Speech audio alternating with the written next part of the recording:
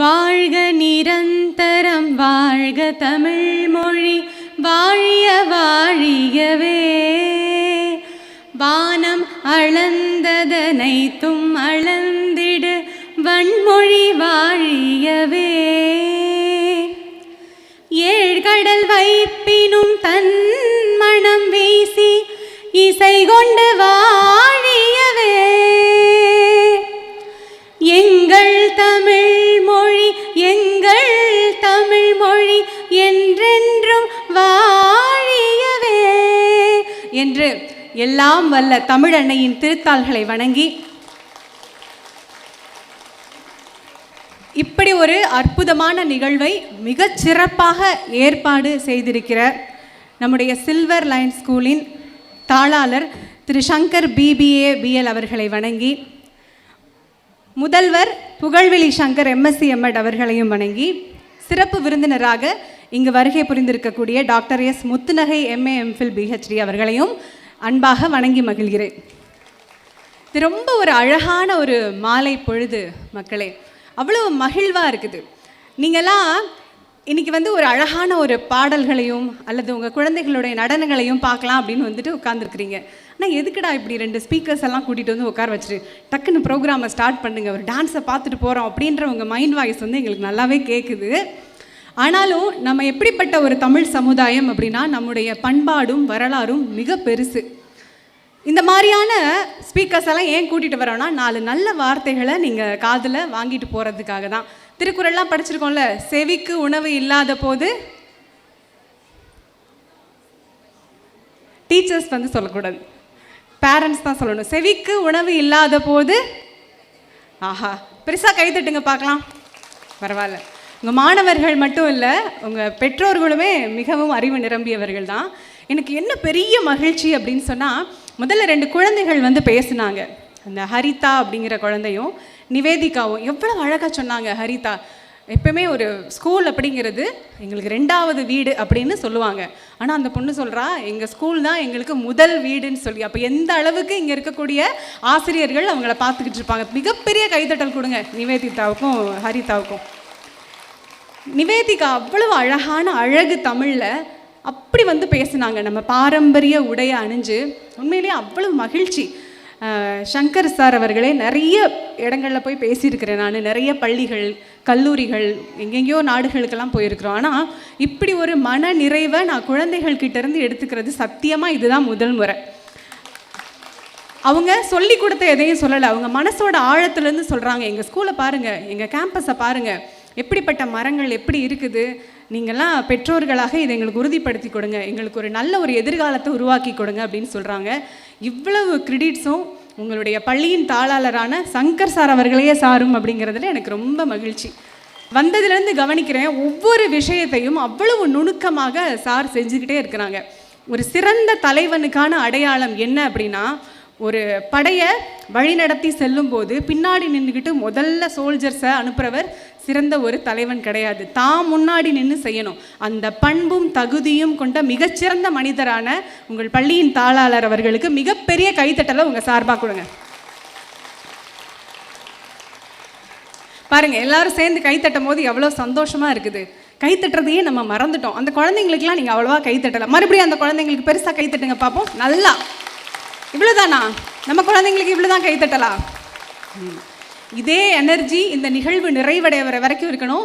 உங்கள் குழந்தைகள் பெர்ஃபார்ம் பண்ணும்போது மட்டும் இல்லாமல் மற்ற எல்லா குழந்தைகளுக்கும் நீங்கள் பெரிதாக கைத்தட்டல் கொடுத்து உற்சாகப்படுத்தணும். நம்ம என்ன ஆயிடுச்சு, டிவி முன்னாடி உட்காந்து கைத்தட்டுறதையே மறந்து போயிட்டோம். இல்லை, கைத்தட்டுறதே மறந்து போச்சு. கைத்தட்டினா ரொம்ப நல்லதான் உடம்புக்கு, சுகர் வராது அப்படிங்கிறாங்க. தூங்கிட்டு இருந்தாலும் முழிச்சுக்கலாம், பக்கத்தில் யாராவது தூங்கிட்டு இருந்தாலும் எழுப்பி விட்டுறலாம். அதனால் நீங்கள் இந்த நிகழ்வு நிறைவடைகிற வரைக்கும் யார் ஒருத்தர் பேசினாலும் சரி, குழந்தைகள் பெர்ஃபார்ம் பண்ணாலும் சரி, மிகச்சிறந்த ஒரு கைத்தட்டல் கொடுக்கணும் அப்படிங்கிறத என்னுடைய கோரிக்கையாக வச்சுக்கிறேன். இந்த ஸ்கூலுடைய டேக்லைன் என்ன அப்படிங்கிறத நான் தேடி பார்த்தேன். Manufacturer of future leaders. எவ்வளவு அழகான வார்த்தை. ஒரு எதிர்காலத்தில் தலைவர்களை உருவாக்குற பணியை, இவ்வளவு ஆகச்சிறந்த ஒரு அறப்பணியை நம்ம பள்ளி செஞ்சிட்ருக்குது. உண்மையிலேயே I would say you all are very blessed to being here.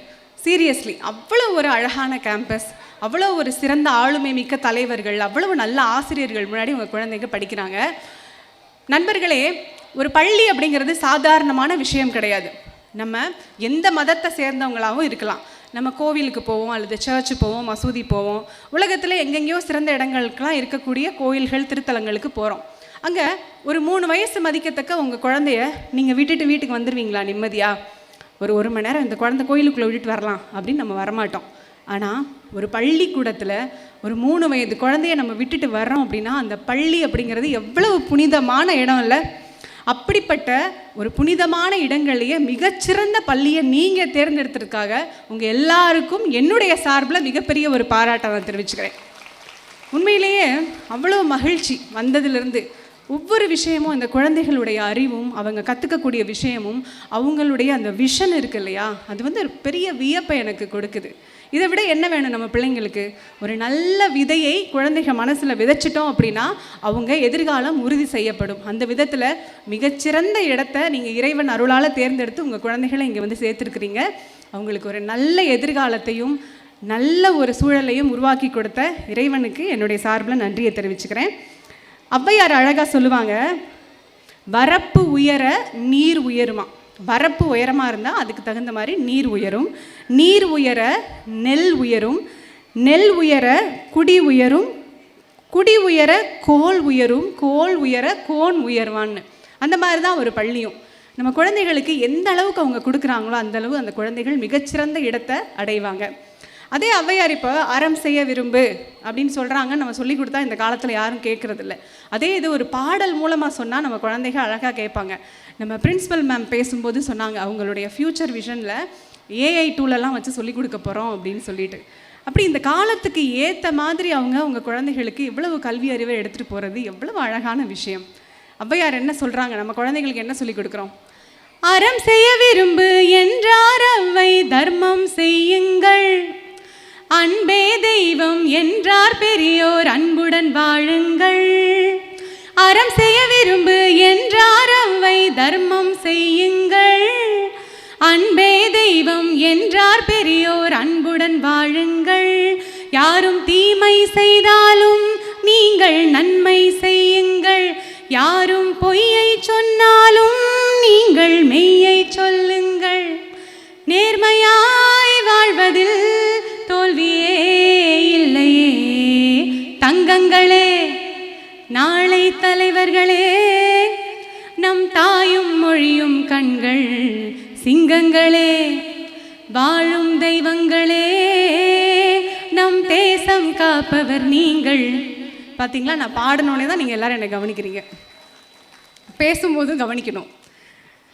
இந்த பேச்சு அப்படிங்கிறது நமக்கு சங்க இலக்கிய காலத்துலேருந்து பெரியவங்க நமக்கு சொல்லி கொடுத்துட்டே இருக்காங்க. எப்பயுமே ஒரு கலை வடிவம் தான் நம்மளை ரொம்ப ஈர்க்குது இல்லை? எந்த ஒரு நல்ல விஷயத்தையும் ஒரு பாட்டில் சொல்லும்போது அது ரொம்ப நல்லா இருக்குது, அதை நான் புரிஞ்சுக்கிறேன். தாமஸ் ஆல்வா எடிசன் இருக்கிறார்ல, இன்றைக்கி இந்த விளக்குகள்லாம் இருக்குது அப்படின்னு சொன்னால் அவர் தான் காரணம். மிகச்சிறந்த ஒரு அறிவியலாளர், 1000க்கும் மேற்பட்ட கண்டுபிடிப்புகளை கண்டுபிடிச்ச ஒரு மனிதர். அவர் இதே மாதிரி தான் ஒரு ஸ்கூலுக்கு போகிறாரு.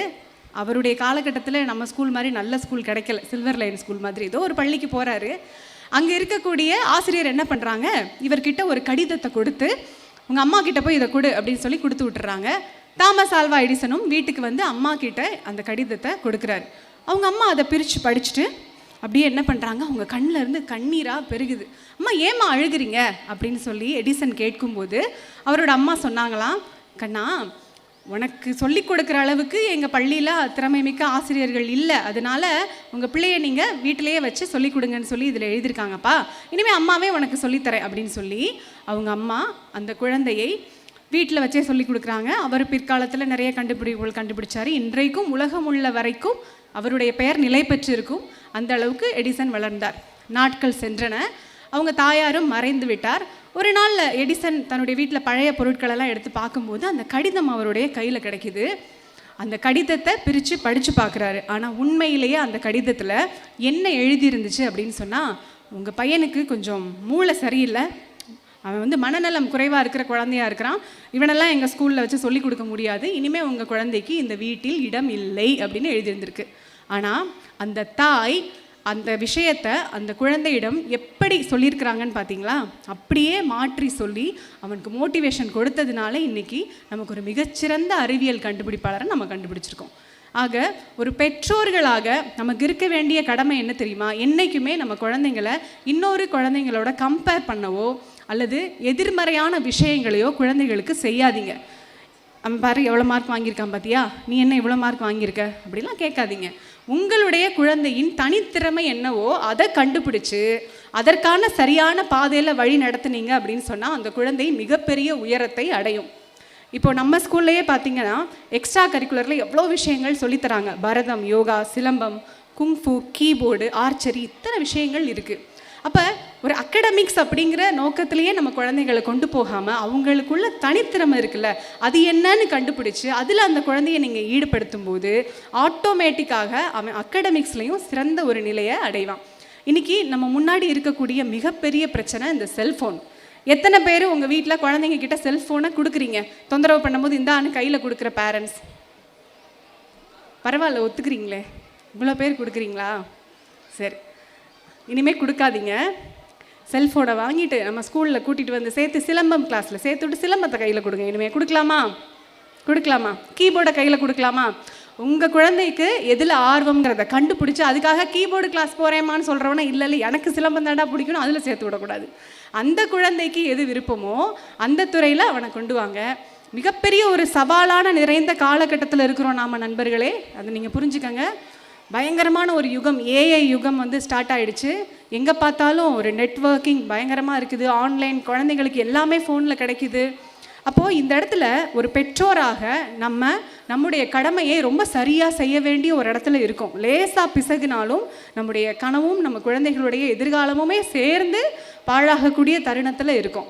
இப்போ பள்ளியில் இருக்கிற நேரம் பிரச்சனை கிடையாது. அருமையான ஆசிரியர்கள், அருமையான பள்ளி, அதெல்லாம் பிரச்சனையே இல்லை. வீட்டுக்கு வந்த பிறகு அந்த குழந்தைகளை நீங்கள் எப்படி பார்த்துக்கிறீங்க, என்ன அவனுக்கு கற்றுக் கொடுக்குறீங்க அப்படிங்கிறதுல தான் அவனுடைய வாழ்க்கை அடங்கி இருக்கிறது. முக்கியமான ஒரு விஷயம் இருக்குது, என்ன தெரியுமா? ஒரு குழந்தைக்கு ஒரு பெற்றோராக நீங்கள் ஒரு விஷயத்தை சொல்லி கொடுக்குறத காட்டிலும் அவன் தேவையில்லாமல் என்ன கற்றுக்கிட்டானோ அதை அவன் மனசுலேருந்து அகற்றுவது. அதாவது லேர்ன் வாட் டு அன்லேர்ன் அப்படின்னு சொல்கிறாங்க. என்னென்னவோ பார்க்குறோம், ஒரு ஃபோனை இப்போ எடுத்து பார்க்குறோன்னா, ரீல்ஸ் பார்க்குறோன்னு வச்சுக்கோங்களேன், இப்படி ஸ்க்ரோல் பண்ணால் சம்மந்தமே இல்லாமல் ஒரு பாட்டு வருது. திடீர்னு அடுத்த ரீல்ஸ் பார்த்தா யாரோ அழுதுட்ருக்காங்க, அடுத்த ரீல்ஸில் பார்த்தா ஒரு பயங்கரமான ஒரு ஆக்சிடென்ட் காட்டுறாங்க, அடுத்த ரீல்ஸில் ஏதோ ஒரு திரைப்படத்தில் உள்ள சண்டை காட்சி. இப்படி தேவையற்ற குப்பைகள் நம்ம குழந்தைங்க மனசுக்குள்ளே போய்கிட்டே இருக்குது. அதை நீங்கள் உணருங்க. இந்த நிமிஷம் அதை பற்றி யோசிச்சு பாருங்கள். இப்படி ஒரு பார்க்குற விஷயம், ஒரு சின்ன குழந்தை அது என்ன பார்க்குதோ அதுதான் மனசுக்குள்ளே போய் அதுக்கு விழுந்துக்கிட்டே இருக்கும். ஆக நல்ல விஷயத்தை விதையாக உங்கள் குழந்தை மனசில் விதைப்பதை காட்டிலும் மிக முக்கியமானது அவன் மனதில் ஏற்கனவே விதைக்கப்பட்டிருக்கக்கூடிய தேவையில்லாத குப்பைகளை அகற்றுவது. இந்த செயலை நீங்கள் செஞ்சீங்கனாலே உங்கள் குழந்தை சரியான பாதையில் போகுதுன்னு அர்த்தம்.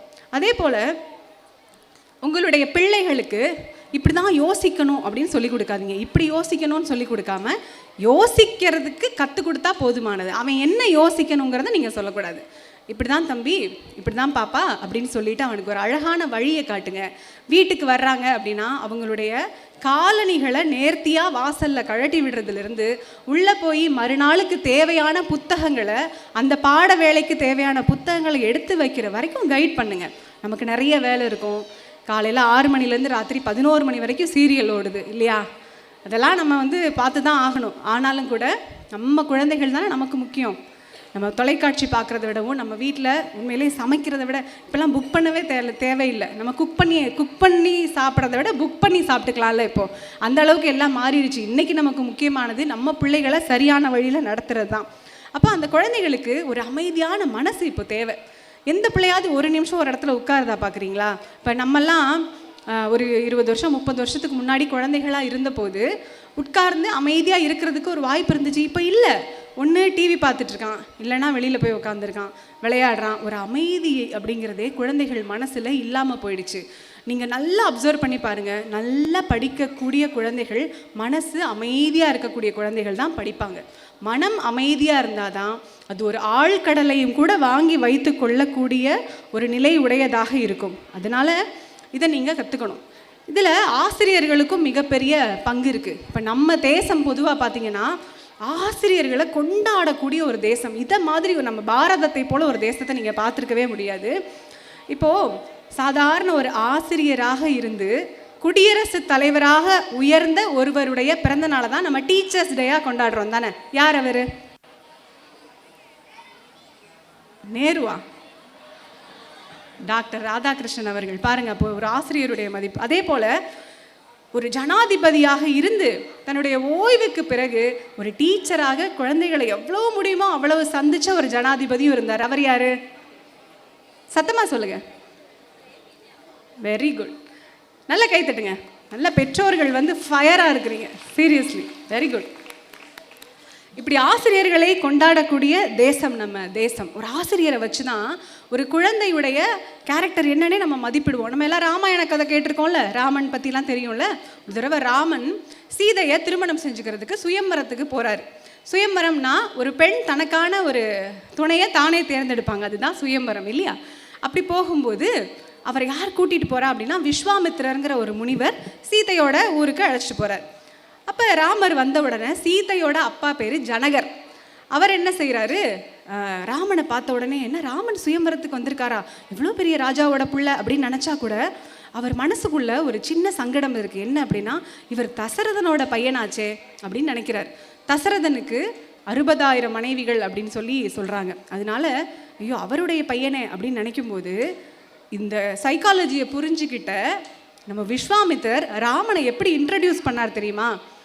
ஜனகர்கிட்ட, சீதையோட அப்பா கிட்ட ராமரை விஸ்வாமித்திரர் எப்படி இன்ட்ரடியூஸ் பண்ணுறாருனா, இவர் பேருக்கு தான் தசரதனுடைய பிள்ளை, ஆனால் இவருக்கு படிப்பு சொல்லி கொடுத்து, அறம் சொல்லி கொடுத்து, அறிவு சொல்லி கொடுத்து இவ்வளோ தூரம் வளர்த்தது எல்லாமே வசிஷ்டர் அப்படின்னு சொல்கிறாரு.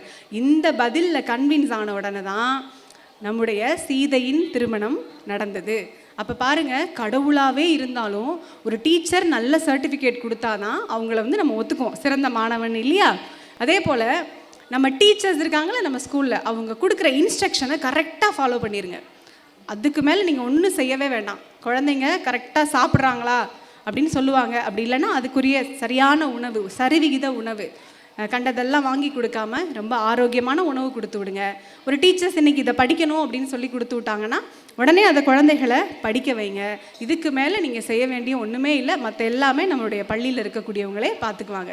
அதை இனிமேல் செய்யலாமா? நம்ம எப்போவுமே நம்ம என்ன பண்ணிடுறோம், ஸ்கூலுக்கு குழந்தைங்களை அனுப்பிட்டு அதோட நம்ம கடமை முடிஞ்சிருதுன்னு விட்டுறோம்.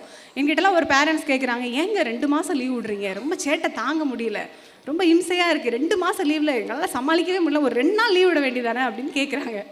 அப்படிலாம் கேட்கக்கூடாது. எங்களுக்கு எவ்வளோ பொறுப்பு இருக்கோ அதில் கொஞ்சமும் உங்களுக்கு இருக்குது தானே இல்லையா? மாணவர்கள்லாம் எவ்வளவு ஸ்மார்ட் தெரியுமா எங்கள் பசங்கள்லாம்.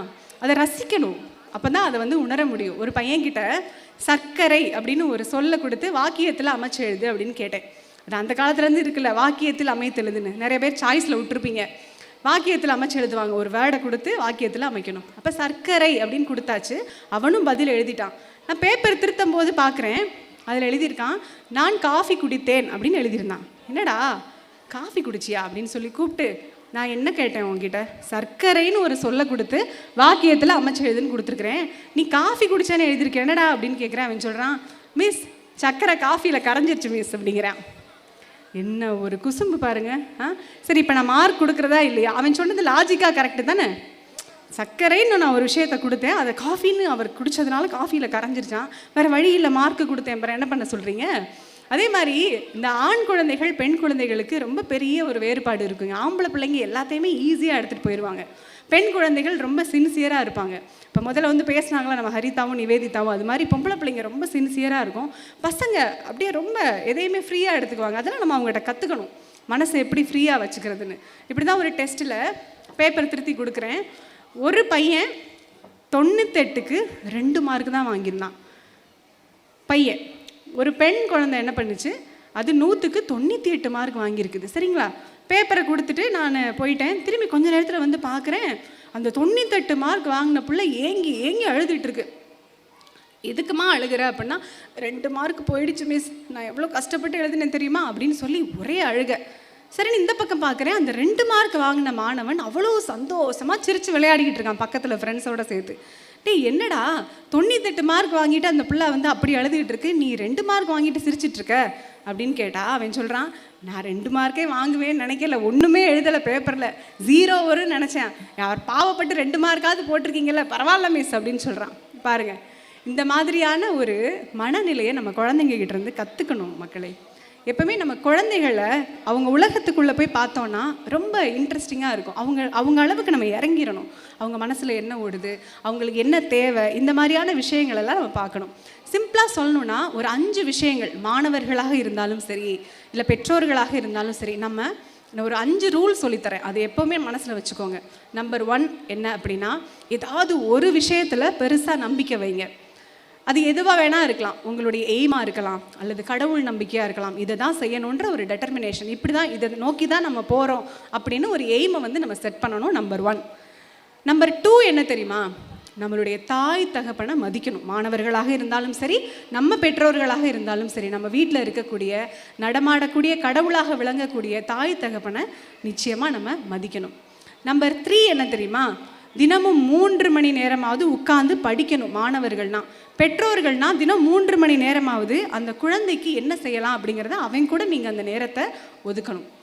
4வது என்ன அப்படின்னா, 4 ஃப்ரெண்ட்ஸுக்கு மேலே எப்போவுமே வச்சுக்கக்கூடாது ஸ்டூடெண்ட்ஸ்.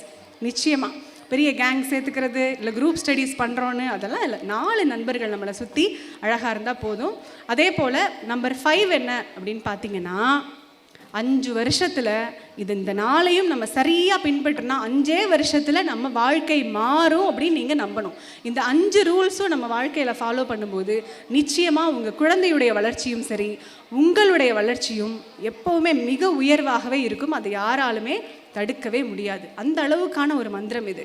தினமும் யோசிச்சு பாருங்கள், நம்ம வாழ்க்கையில் என்ன செஞ்சிட்ருக்கோம். காலையில் எந்திரிக்கிறோம், அன்றாட கடமைகளை செய்கிறோம், போகிறோம். இதை தாண்டி இந்த செயல் செய்கிறோமே, இது தேவையா இல்லையா அப்படிங்கிறத ஒரு நிமிஷம் நம்ம சிந்தனை பண்ணோன்னா நம்ம குழந்தைகளையும் எதிர்காலத்தையும் சரி, நம்மளுடைய வாழ்க்கையும் நம்ம பெரிய இடத்துல கொண்டு போய் வச்சிட முடியும். அதே போல் நம்மளை சுற்றி இருக்கிற விஷயங்களெல்லாம் நம்ம அப்சர்வ் பண்ணணும். நம்ம குழந்தைகள் அழகாக சொன்னாங்கல்ல, இயற்கை எவ்வளவு முக்கியம். எங்கள் கேம்பஸில் பாருங்கள் எவ்வளோ மரங்கள் வச்சுருக்கோம். இவ்வளோ ஒரு சின்ன இடமா இருந்தால் கூட இதை எந்த அளவுக்கு நம்ம பயன்படுத்தலாம், எப்படி இயற்கையோடு பொருத்தி கொள்ளலாம் அப்படிங்கிறத நம்ம மேனேஜ்மெண்ட் பார்த்து நம்ம கற்றுக்கணும்.